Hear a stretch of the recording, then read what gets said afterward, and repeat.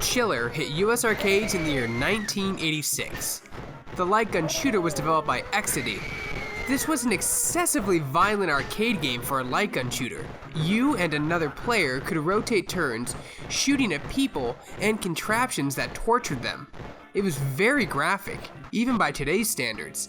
The game challenged you to kill off people on the screen in the shortest amount of time possible. It featured 5 different levels of grotesque gore: a rack room, hallway, graveyard, and probably the most famous room, the torture chamber. There was also a bonus room where you'd shoot ghosts, which is probably the closest thing this game did that was actually normal. The game was banned in the UK for its excessive, pointless violence, and the game's terrible graphics only made the horror and gore worse. The developer that did Chiller had been known for their violent video games from 1974 to 1986, with Chiller being the last arcade game the studio released. A few years later, in 1990, an unlicensed port surfaced for the NES, and even though the game was still pretty gory and sadistic, it had been censored and toned down, but was still violent and gory.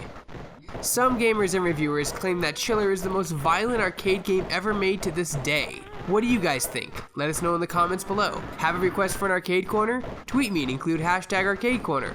For more videos like this and everything else gaming related, you're already in the right place. You're on Shacknews.com. Next time on Shack's Arcade Corner. Bingo!